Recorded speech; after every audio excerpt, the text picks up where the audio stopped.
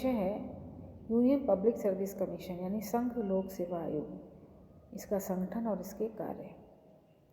भारत में कार्मिक वर्ग के प्रशासन के क्षेत्र में यूपीएससी का महत्वपूर्ण योगदान है। इसे हम लोकतंत्र का एक आधार मान सकते हैं। सेवा विषयों के संबंध में स्वतंत्र विचार रखने के कारण यह कार्यपालिका को राजनीति और प्रशासन तंत्र के मध्य आवश्यक संतुलन स्थापित करने में भी सहायता देता है। यह एक परामर्शदात्री संस्था है, हालांकि इसकी सिफारिशों को ठुकराया नहीं जाता। भारत में लोक सेवा आयोग की आवश्यकता की अगर हम बात करें तो ये आयोग लोक सेवाओं में योग्यता को एकमात्र मापदंड स्वीकार कर लोकतंत्र के अर्थ और उसके व्यवहार को घोषित करता है। संघ लोक सेवा आयोग के भूतपूर्व अध्यक्ष किदवई के शब्दों में, संसदीय लोकतंत्र में लोक सेवा आयोग को बहुत महत्वपूर्ण भूमिका अदा करनी होती है। प्रोफेसर एम वी पायली के अनुसार लोक सेवा आयोग का कार्य दो प्रकार का होता है। पहला तो उन लोगों को सेवा से बाहर रखना जो कार्य नहीं करना चाहते, और दूसरा योग्य व्यक्तियों को लोक सेवाओं में लाना।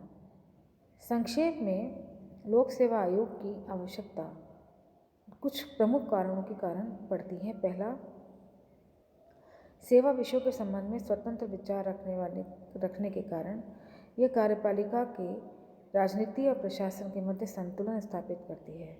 दूसरा, लोक सेवाओं में नियुक्ति के लिए योग्यतम प्रत्याशियों का चयन करती है।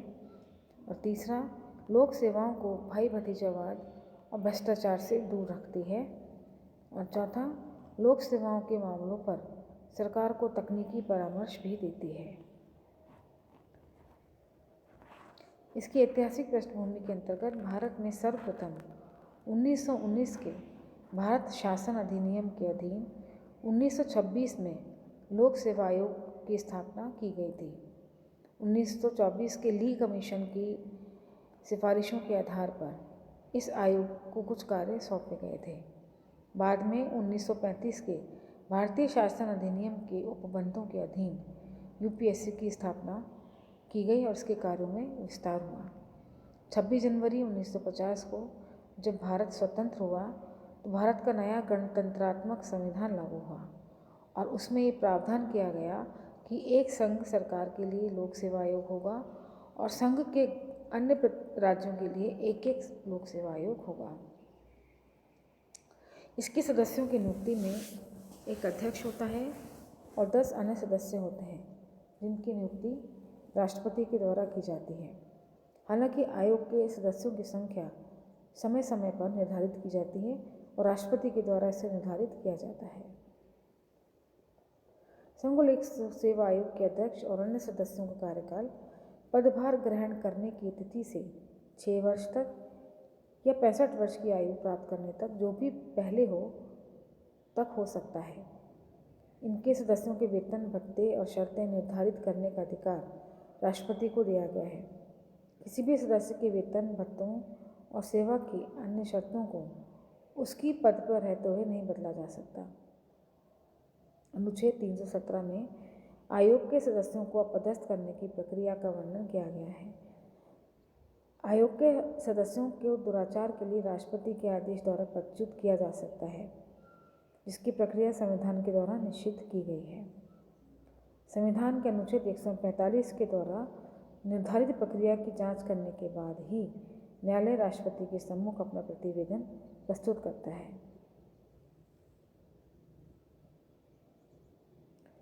आयोग के सचिव का दर्जा भारत सरकार के संयुक्त सचिव के समान होता है और उसका वेतनमान और सेवा शर्तें भारत सरकार के संयुक्त सचिव के समान ही होती हैं। भारतीय संविधान के अनुच्छेद 320 के अनुसार लोक सेवा आयोग निम्न कार्यों को करता है। पहला, संघ और राज्यों की सेवा में नियुक्तियों के लिए परीक्षाओं का आयोजन कराना। यदि 2 या 2 से अधिक राज्य आयोग को संयुक्त नियोजन अथवा भर्ती के लिए आग्रह करें तो वो भी कार्य वो करवाता है।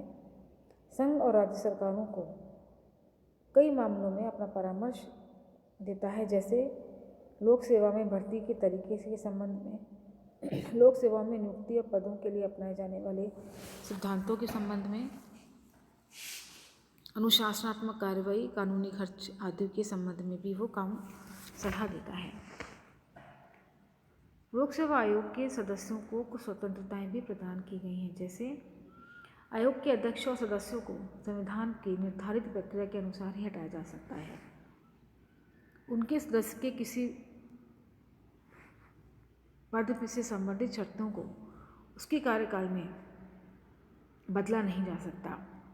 लोक सेवा आयोग के वेतन भत्ते प्रशासनिक व्यय भारत की संचित निधि से ही होते हैं। लोक सेवा आयोग का अध्यक्ष सदस्यों को कुछ अपवादों को छोड़कर पुनः सरकारी पद पर नहीं लगाया जा सकता है। संघ लोक सेवा आयोग के कुछ दुर्बल पक्ष भी हमारे सामने दिखाई देते हैं, जैसा कि आयोग के सदस्यों की नियुक्ति करते समय पर्याप्त ध्यान नहीं रखा जाता। दूसरा, यह देखा गया है कि राज्यों में अनेक लोक सेवा आयोग समय समय पर अपना वार्षिक प्रतिवेदन भी तैयार नहीं करते। राज्य में सरकारें भी आयोग की सिफारिशों पर ध्यान नहीं देती। चौथा, संघ लोक सेवा आयोग के अधिकार क्षेत्र से विभिन्न तरीकों द्वारा अनेक पदों पर नियुक्ति के अधिकार को भी छीन लिया जाता है। ऐसा माना जाता है कि संसद और विधानमंडल में आयोग के प्रतिवेदनों पर समुचित वाद विवाद और विचार मंथन ही नहीं होता। किसी राज्य आयोग के एक भूतपूर्व अध्यक्ष ने स्पष्ट लिखा है कि राज्य सरकारें आयोग के साथ अच्छा व्यवहार भी नहीं करती हैं। व्यवहार में राज्य लोक सेवा आयोग के अध्यक्षों और सदस्यों का वेतन भत्ते मुख्यमंत्री की इच्छा पर निर्भर करते हैं।